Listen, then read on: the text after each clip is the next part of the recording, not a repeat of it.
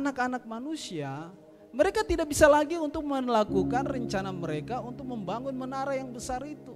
Menara yang sampai ke langit, yang menunjukkan kekuatan manusia, yang menunjukkan kekuatan power dari manusia bahwa mereka bisa menyamai Tuhan. Tapi karena Tuhan telah mengacau balaukan dan mengambil apa milik Tuhan, yaitu roh pengertian, sehingga bangsa-bangsa itu bingung, tidak bisa mengerti lagi. Ini maksudnya apa? Sampai di sini mengerti, yang mengerti katakan amin. Ini maksudnya apa? Ini Bapak ini bicara bagaimana? Saya sudah tidak mengerti. Nah, kenapa? Karena roh pengertian itu sudah diambil. Nah, kita lihat lebih jauh lagi dengan cepat. Tadi kita lihat bahwa ketika Tuhan turun, Tuhan melihat, masuk ke slide lagi. Ketika Tuhan turun, Tuhan melihat kota dan menara yang didirikan oleh anak-anak manusia itu, Tuhan sendiri menyimpulkan. Kesimpulan Tuhan mengatakan yang pertama, mereka ini satu bangsa dan satu bahasa. Kemudian apa yang Tuhan katakan lagi? Untuk semuanya ini barulah permulaan usaha mereka. Mulai dari sekarang, apapun juga yang mereka rencanakan dan merencanakan, tidak ada yang tidak akan terlaksana. Wow, katakan wow. Tuhan sendiri datang dan melihat, wah mereka ini satu bahasa, mereka ini satu bangsa. Dan apa yang Tuhan katakan, ini permulaan usaha mereka. Sehingga Tuhan bilang kalau mereka seperti ini, maka apa yang mereka rencanakan akan terlaksana. Artinya bahwa ketika ada roh pengertian di tengah-tengah kita para pelayan-pelayan, ketika ada roh Tuhan yang memberikan kita spirit of understanding, kita akan mengerti apa yang Tuhan mau lakukan di tengah-tengah kita. Amin. Tuhan bilang, wah ini anak-anak manusia ini kalau mereka satu bahasa, mereka punya satu bangsa, menjadi satu bangsa, mereka bisa merencanakan, mengusahakan sesuatu dan itu akan terlaksana. Di sini dikatakan tidak ada yang tidak akan dapat terlaksana. Kalau Tuhan memberikan kepada kita semua pelayan-pelayan CKF di tempat ini, mulai dari gembala, ketika gembala menyampaikan arahan buat kita setiap bulan satu kali dapat arahan dari gembala. Dan kalau kita bisa menangkap arahan gembala itu dari spirit pengertian yang dari Tuhan, maka kita akan satu roh. Amin. Sehingga apa yang disampaikan oleh gembala, apa yang disampaikan oleh pemimpin-pemimpin, gembala turun ke semua koordinator, turun ke semua jemaat, maka semua dalam satu spirit pengertian yang salah. Tidak ada gerakan tambahan, tidak ada gerakan lain-lain, karena satu pengertian. Dan apa yang dikatakan? Apa yang dikerjakan, apa yang direncanakan itu terlaksana. Katakan terlaksana. Amin. Sabtu kemarin saya habis doa puasa diskusi, momen untuk cerita-cerita dengan Bapak Gembala nih cuma ada setelah doa puasa. Saya tanya, Pak Gem, kalau gereja di atas ini sudah selesai kan kita nampung 1.000 lebih ya? 1.000 lebih, ya 1.000 lebih katanya Pak Gembala. Dan caranya bagaimana Pak Gembala? Supaya penuh itu gereja di atas. Dan Pak Gembala ini punya strategi jelas sekali. Kekuatan kita itu ada di FC. Kekuatan kita itu ada di setiap family cell. Kalau family cell kita ini semua bisa berjalan dengan baik dan mengerti tujuan family cell, kita akan bisa masuk di level penggandaan, pelipat gandaan, bukan family cell yang kumpul keluarga, yang cuma datang cerita-cerita, tapi ada visi Tuhan, ada misi Tuhan yang Tuhan taruh di tengah-tengah kita melalui arahan gembala. Gembala-gembala sel akan memperlengkapi, amin, semua anggota selnya untuk siap menjadi pemimpin sel lagi. Sehingga terjadi pelipat gandaan di tengah-tengah kita. Yang mengerti katakan amin. Saya mendengar itu saya langsung wow, ini namanya arahan yang clear. Bagaimana kita sebagai pemimpin-pemimpin di gereja ini bisa menangkap pengertian ini. Sehingga ketika gembala sampaikan, perkuat kembali, bangun kembali FC yang ada. Bikin program baik untuk tahun depan. Kita harus bisa menjangkau. Dan saya bertanya kepada Bapak Gembala, orang-orang mana yang kita menjangkau? Pak Gembala sampaikan, bukan jemaat yang sudah aktif di gereja orang lain, tapi orang-orang yang terhilang, orang-orang yang sudah tidak beribadah kembali, bahkan orang-orang yang belum mengaku Yesus adalah Tuhan dan Juru Selamat. Tepuk tangan buat Tuhan Yesus. Ketika saya menyiapkan firman Tuhan ini, Roh Tuhan memberikan pengertian kepada saya bahwa kita semua pelayan-pelayan di tempat ini harus satu roh, harus satu pengertian. Apa yang menjadi arahan yang diberikan Roh Kudus kepada Bapak Gembala kita sebagai pemimpin tertinggi di tempat ini, semua dapat ditangkap, semua dapat dimengerti oleh setiap gembala-gembala FC, setiap koordinator-koordinator, setiap pelayan-pelayan di tempat ini, setiap semua kita yang ada di ruangan ini, bahkan jemaat sekalian. Kalau kita mengerti ini, spirit of understanding yang Tuhan berikan kepada kita, maka apa yang direncanakan, 300 pemimpin, 300 pemilih sel, 3.000 jiwa, terjadi. Amin. Karena kita mengerti apa yang menjadi isi hati Tuhan. Yang mengerti katakan amin. Haleluya. Nah, saya mencatat ada 4 poin yang menjadi, kalau kita berjalan dengan roh pengertian yang daripada Tuhan, maka poin yang pertama,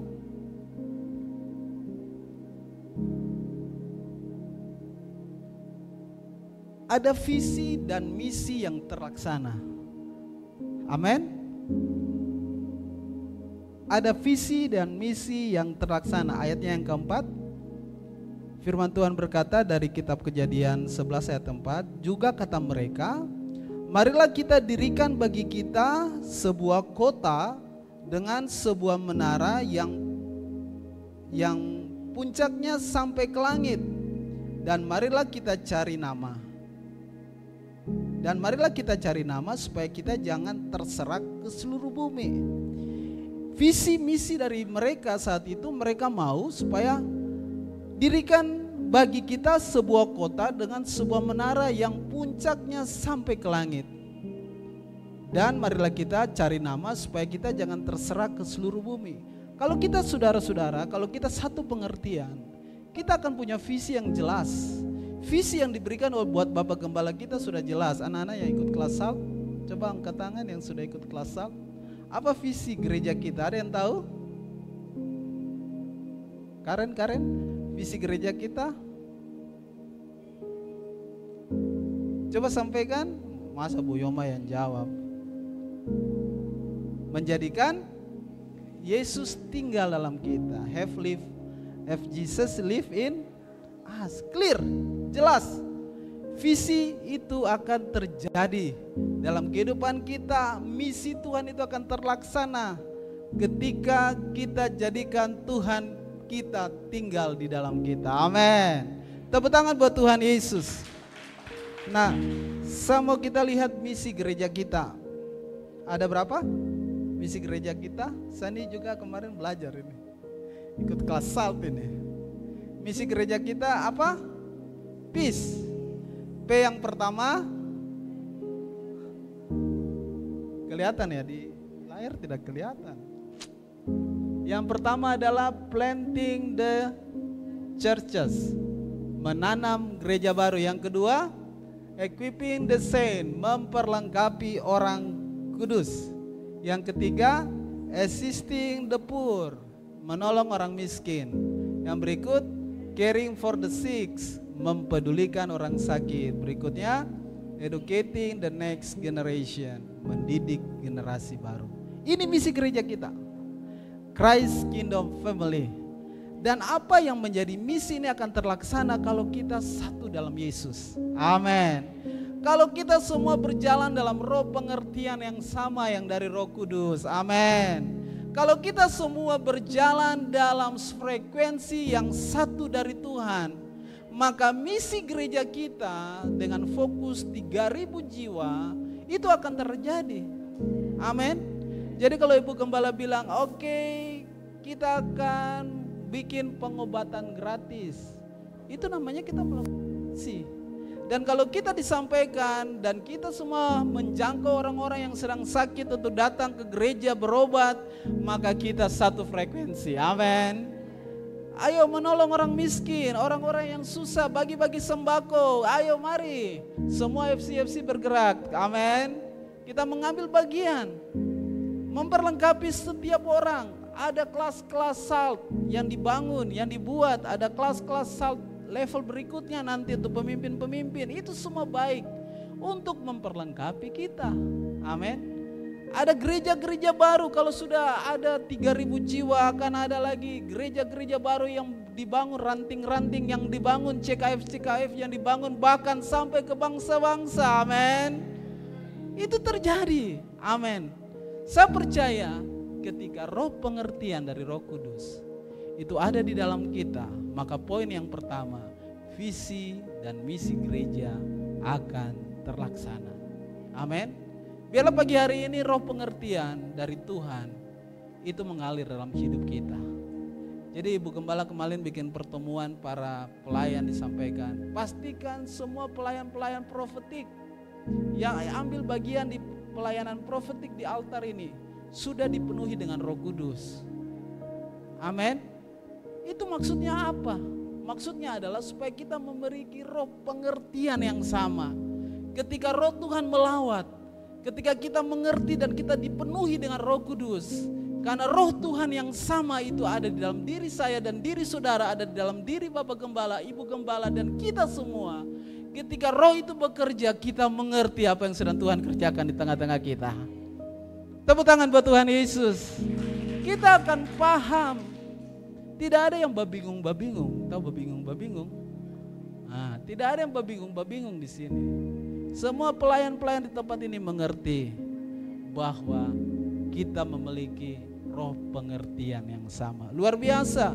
Haleluya. Yang kedua, kalau kita memiliki roh pengertian yang sama, kita tahu bahwa kita berada di tempat yang strategis. Saudara percaya bahwa gereja ini adalah gereja yang Tuhan pilih buat kita semua? Amin. Yang betul-betul percaya bahwa gereja ini berada di tempat yang strategis di kota Makassar, katakan haleluya. Lebih keras lagi, haleluya. Ya, kita berada di tempat yang strategis. Saya percaya ketika Tuhan menunjukkan tempat ini untuk dibangun gereja CKF, itu karena Tuhan sudah tahu ini tempat yang strategis di kota Makassar ini. Tempat ini tempat pilihan Tuhan. Dan ketika ada roh pengertian yang Tuhan berikan buat gembala dan ibu gembala, buat semua kita yang mengerti itu, kita tahu bahwa kita sekarang berada di tempat yang tepat.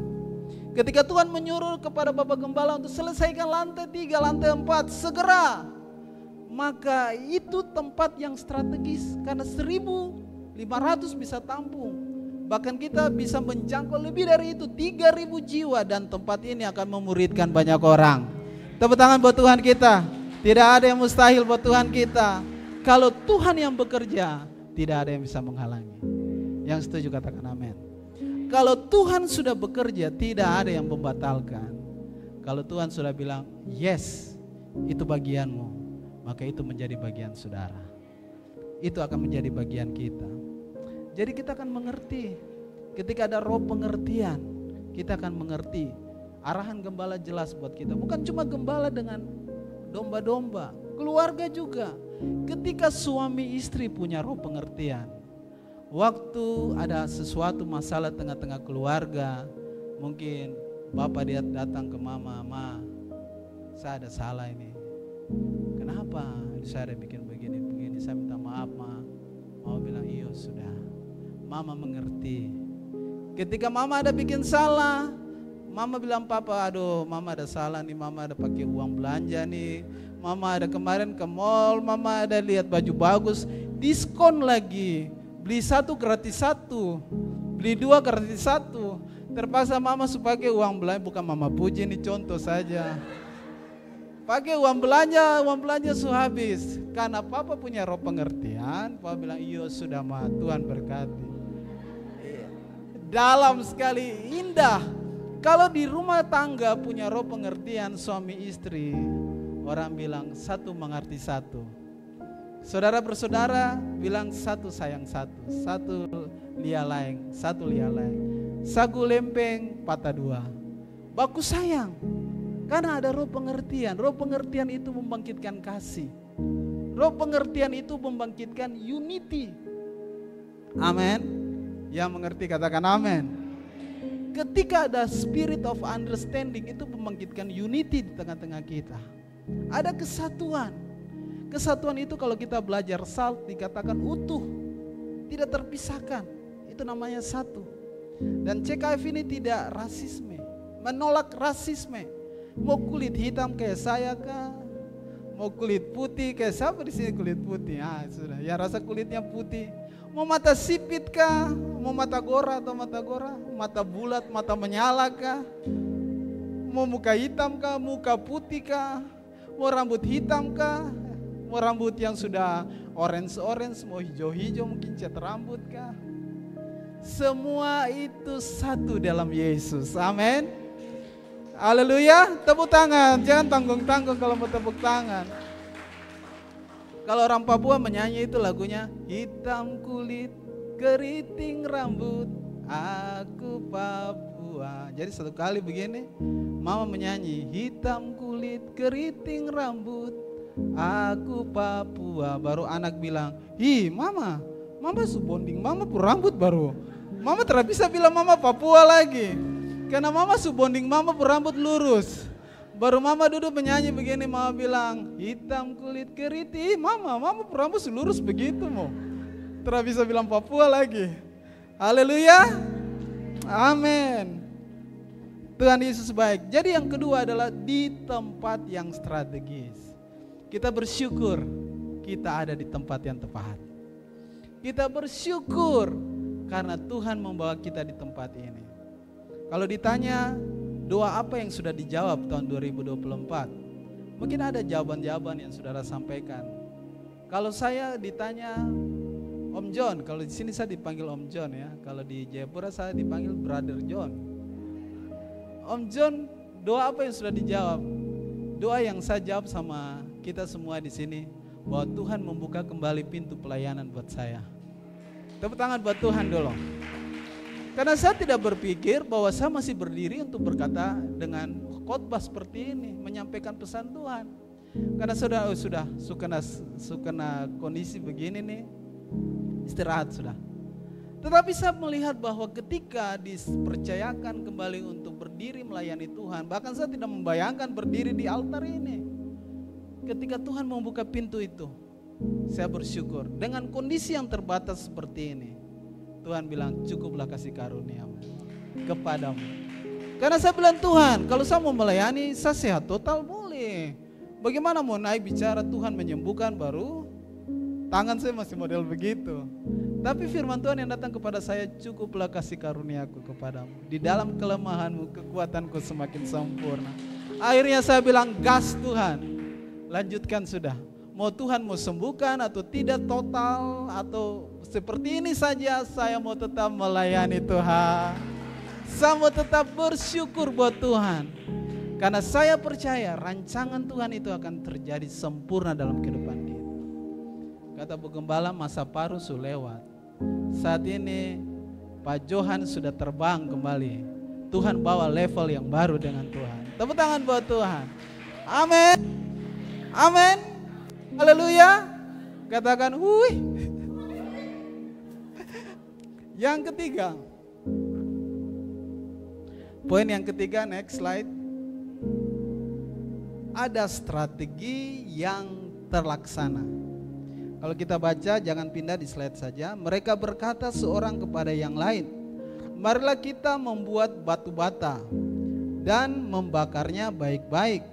Lalu bata itulah yang dipakai mereka sebagai batu dan tergala-gala sebagai tanah liat. Mereka sudah punya strategi. Oh, mari kita bikin batu bata baik-baik supaya kita susun menara ini. Jadi strategi mereka sudah buat. Nah, kita juga punya strategi. Apa yang sudah dibagikan Bapak Gembala waktu pertemuan bulan apa itu ya? Bapak Gembala sudah bikin time plan. Bulan ini kita akan buat seperti ini, bulan ini akan buat seperti ini, 10 bulan. Saya tanya Pak Gembala, kenapa 10 bulan bukan 12 bulan? Nah sudah, itu Tuhan suka seperti itu. Jadi planningnya seperti itu. Nanti kita akan buat ini, ada pertemuan gembala dan semua planning strategi jelas buat kita semua di tempat ini. Dan mari kita lakukan itu, amin. 2025 adalah masa di mana Tuhan melakukan percepatan. Dan apa menjadi arahan gembala, strategi yang sudah dibuat oleh gembala, mari para pemimpin di tempat ini tangkap itu dengan roh pengertian. Sehingga kita tidak bikin gerakan yang berbeda. FCFC tidak bikin FC pun program sendiri-sendiri. Memang kita FCP sudah rapat, sudah bikin program. Tapi nanti kalau arahan dari gembala A, B, C, D, E, itu yang kita lakukan. Amin. Tepuk tangan buat Tuhan. Sehingga strategi itu akan berjalan. Karena apa? Karena ada roh pengertian. Ada roh yang kita diberikan oleh Tuhan sehingga kita mengerti. Roh itulah yang membuat kita bersatu di tempat ini.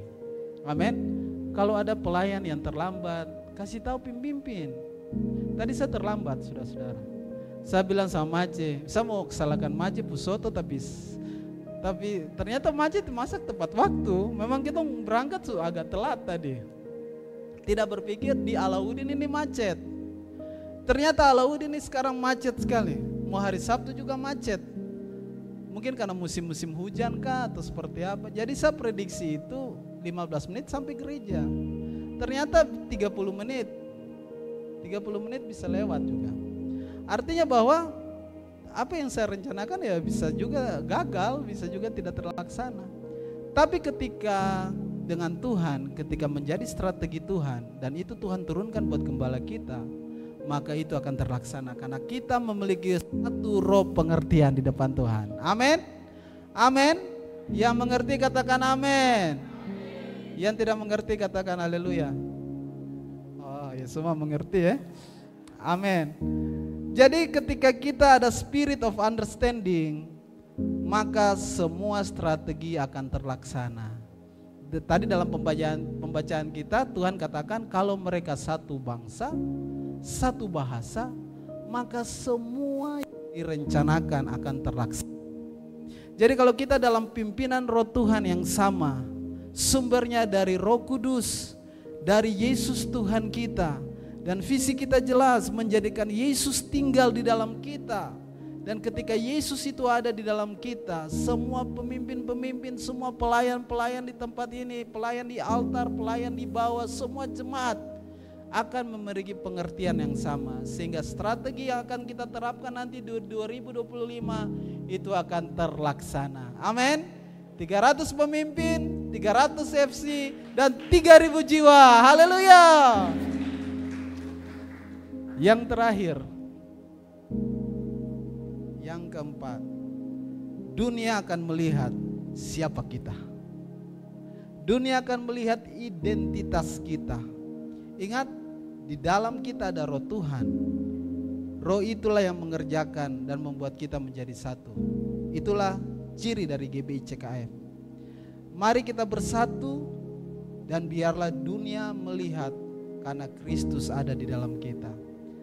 Yesus Kristus katakan kepada murid-muridnya, dunia akan melihat Kristus ada di dalam kalian kalau roh Tuhan ada di dalam kalian, ada Yesus di dalam kalian. Amin.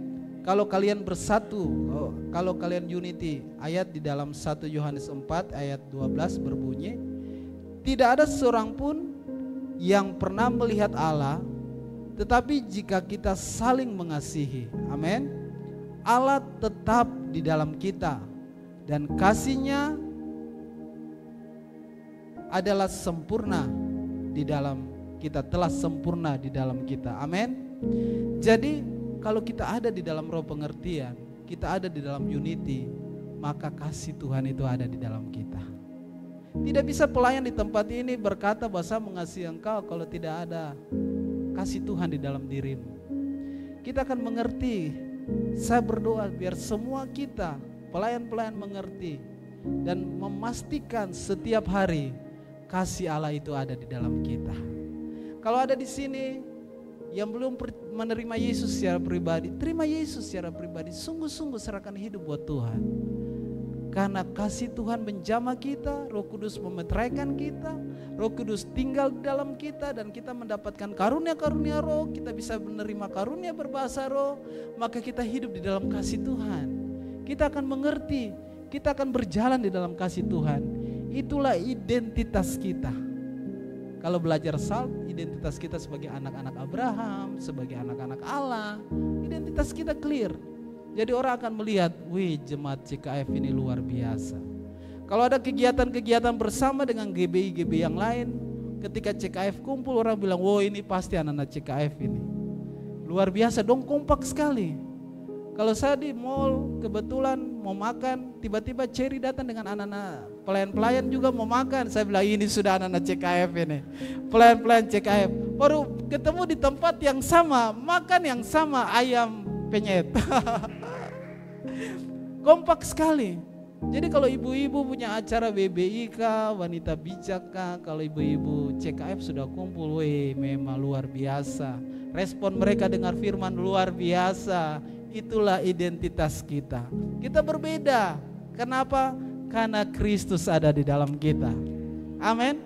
Kita berbeda karena ada roh pengertian dari Tuhan yang ada di dalam kita. Amin. Sehingga lagu itu menjadi sempurna. Kasih Allahku sungguh telah terbukti. Kasih Allahku sungguh telah terbukti ketika Dia serahkan anaknya. Kasih Allah mau berkorban bagi kau dan aku. Tak ada kasih seperti kasih-Mu.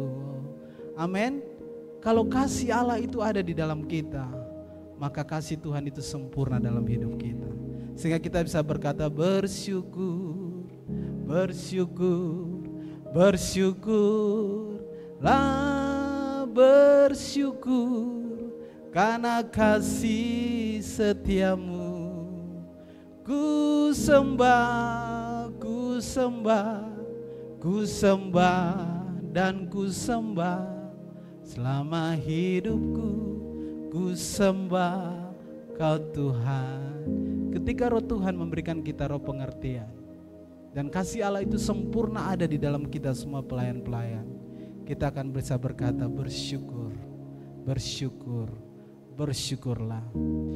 Tidak ada yang tidak ada masalah, semua ada masalah. Hidup di dunia ini pasti ada masalah. Suami istri pasti ada masalah. Pasti ada tantangan dalam menjalani proses kehidupan di dunia ini. Tapi ketika ada kasih Tuhan, kita mengerti dan kita bisa berkata bersyukur, bersyukurlah karena kasih setia Tuhan. Amin. Kalau kita mengalami lawatan Tuhan, mungkin ada suami yang tiba-tiba hidupnya kacau, mabuk, tiba-tiba dia mengalami perjumpaan dengan Tuhan, dia bertobat, dia mengalami kasih Tuhan. Tuhan mengubah hidupnya, terus dia pulang, baru dia bilang, "Mas, saya minta maaf, saya sudah bertobat." Terus mama lagi masak ini, mama kaget, "Hih, kok kenapa? Kenapa kok berubah sekali?" Karena Bapak mengalami kasih Allah yang telah terbukti. Amin. Anak-anak muda, ketika ada kasih Allah yang terbukti itu dalam hidupmu, hidupmu berubah. Dan teman-temanmu pasti di sekolah bilang, "Ih, kok berubah ya, Sulain." Jadi saya ini kan terapi, ini kesaksian. Di tempat terapi saya ini ada satu anak muda yang terapi saya punya tangan. Ada namanya okupasi terapi, jadi khusus untuk tangan saja. Jadi ketika dia terapi, saya sempatkan untuk menyampaikan tentang firman Tuhan. Dan dia membuka diri. Dan saya sudah doakan dia. Dan hidupnya berubah, saya sampaikan dia mulai baca kitab. Tugasmu adalah baca kitab Yohanes, supaya kau tahu kehidupan Yesus seperti apa. Dia baca sampai selesai. Kau baca kitab Wahyu, supaya kau mengerti tanda-tanda akhir zaman. Dia baca juga sampai selesai. Bahkan ternyata teman-teman yang sesama terapis bilang, "Hei, kau berubah." Jadi dia bilang, "Pak John, teman-teman saya nih bilang, saya nih hidup saya berubah. Dulu dia kalau bicara apa adanya. suka bercanda ya agak-agak jorok begitu. Tapi sekarang dia sudah jaga, dia punya perkataan, hidupnya berubah. Bahkan teman-teman bilang, kok su pindah gereja kah? Ya Kristen, tapi ya Kristen begitu sudah. Siapa yang sudah menjadi mentormu buat kau? Ternyata dia bilang, oh ada. Tapi dia belum bilang Pak Johan ini. Jadi saya sudah membawa dia dan dia sudah mau nanti ikut ibadah intimasi. Saya bilang, nanti kalau ada intimasi kau datang. Natal gereja nanti datang. Oh siapa? Saya datang. Dia masih anak muda. Dan saya percaya dia orang Toraja, dia akan jangkau saudara-saudaranya orang-orang Toraja. Amin. Saya bilang mulai dari keluargamu. Kalau kau sudah mengalami Kristus, hidupmu mengalami kasih Tuhan, kau mulai jangkau mamamu, papamu, keluarga besarmu, supaya mereka datang kepada Yesus. Amin. Itulah tugas kita. Waktu kita bisa membagikan kasih Bapa yang terbukti itu kepada orang-orang di sekitar kita, maka mereka juga akan mengalami lawatan Tuhan. Mereka juga bisa datang kepada Tuhan. Haleluya. Inilah identitas kita. Jadi roh pengertian. Kesimpulan yang pertama, mengakhiri tahun 2024 dan memasuki tahun 2025, biarlah ada spirit of understanding, roh pengertian yang dari Tuhan menjadi milik kita semua jemaat CKF. Amin. Setuju? Haleluya. Katakan haleluya. Yang kedua, ketika kita menjadi satu bangsa warga kerajaan sorga, satu bahasa, satu logat, unity, semua yang dikerjakan akan terlaksana. Amin. Visi misi terlaksana. Kita akan tinggal di tempat yang strategis bersama dengan Tuhan. Jadi bukan sembarang kita dibawa Tuhan di tempat ini. Saya percaya saya dibawa ke Makassar juga tidak sembarang. Saya dibawa Tuhan bahkan masuk ke gereja ini juga bukan rencana saya. Tetapi inilah jalan Tuhan. Amin. Tuhan membawa kita di tempat yang strategis. Jadi kalau sudah ada di sini, tinggal tenang, diam, dan bertumbuh di tempat ini.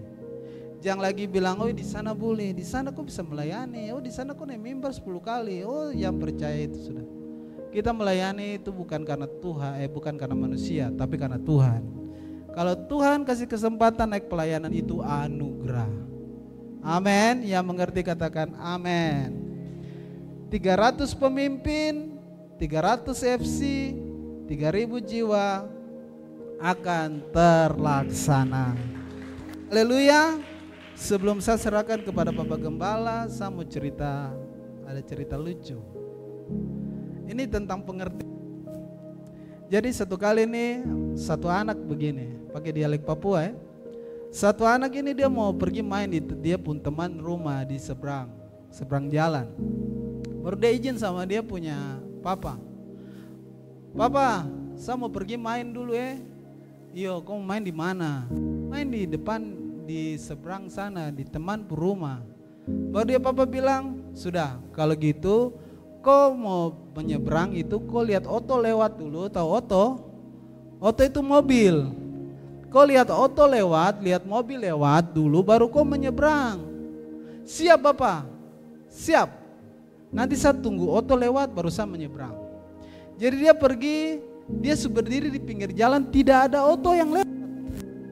Tidak ada mobil yang lewat. Dia duduk tunggu, dia tidak menyeberang. Karena papa bilang oto lewat dulu baru kau menyeberang. Akhirnya dia tunggu-tunggu 15 menit, 30 menit, 1 jam, sampai 2 jam. Oto tidak ada yang lewat. Akhirnya dia pulang menangis-menangis. Dia pulang ke rumah, dia terjadi pergi, baru dia menangis-menangis. Baru dia bapak bilang, "Hei anak, kok kenapa?" Baru dia bilang, "Aduh bapak," dia menangis. "Iya ada yang pukul kau." Dia bilang, "Tidak bapak." "Ada yang cubit kau?" "Tidak bapak." "Lalu kenapa kau menangis?" "Ini tidak ada oto yang lewat bapak. Jadi saya tidak menyeberang karena tidak ada oto yang lewat." Ini pengertian yang salah. Jangan sampai ada pelayan-pelayan sini yang punya pengertian yang seperti itu ya. Pengertian kita ada di dalam Tuhan. Amin. Nah menjelang Natal ini ada satu lagi terakhir nih Bapak Gembala, satu lagi. menjelang Natal ini orang mulai cari baju baru. Di sini Anda sudah punya baju baru kah? Belum kah? Ada seragam nanti dibagikan ya. Baju baru. Jadi ini di daerah sana, di daerah bukan di sini. Satu kali begini ada Pak Cip pergi ke dia teman baru bilang, "Wih, saudara, ada di ruko sana itu ada jual baju, murah sekali. Baju itu 5.000. Ah, iyo kah? Iyo. Ah, itu baru kapa? Iyo. Ini dia jual celana itu 7.000 satu setel, satu pasa, satu selai kas." Lalu dia teman bilang, "Ya sudah kalau gitu, katong beli baju Natal di sana, celana Natal di sana." Terus temannya tanya, "Terus ruko itu namanya apa? Ruko baru itu?" Baru temannya ini bilang namanya laundry. Ya. Ada yang ternyambung kah? Apa? Namanya laundry. Oh, baru temannya bilang, kawan, laundry itu cuci pakaian. Itu bukan satu baju 5.000 harganya. Itu memang baju mau cuci baju harganya 5.000, bukan beli baju baru harganya 5.000. Kalau sekarang laundry itu sudah kiloan ya. Kiloan, 1 kilo di sini 5.000 yang murah. Kalau di Papua itu 15.000. Itu murah itu. Di sini 5.000 itu murah. Hujan-hujan begini pasti mama-mama nih banyak laundry. Iya kah? Atau memang sudah laundry, sudah pernah cuci baju lagi. Dulu itu waktu laundry mulai ada, saya nih punya teman-teman sudah mulai suka-suka laundry. Kalau suami istri mungkin biaya laundry sudah mulai tambah banyak. Sampai mama minta uang, papa minta uang dulu. Mau minta uang untuk apa? Mau laundry. Kau nih bikin habis-habis uang saya, kau cuci baju sana. Beli mesin cuci lagi baru laundry lagi. Ini intermezzo saja. Artinya bahwa kita jangan memiliki pengertian yang salah. Amin. Coba lihat kiri kanan, kasih senyum dulu. Katakan, mari kita memiliki pengertian yang sama. Amin. Pengertian yang dari Tuhan. Apa yang menjadi arahan gembala, apa yang menjadi arahan ibu gembala, apa yang menjadi arahan pemimpin-pemimpin di tempat ini, ikuti. Sehingga kita akan melayani Tuhan dengan luar biasa. Ketika kita melayani dengan roh pengertian, dengan unity, maka pertumbuhan jiwa itu akan terjadi. Amin. Kita tidak akan susah cari jiwa. Jiwa akan datang karena mereka melihat Kristus dalam kita. Dan kita melihat jiwa-jiwa memberi diri untuk bertumbuh di tempat ini. Tepuk tangan buat Tuhan Yesus. Tuhan memberkati kita semua.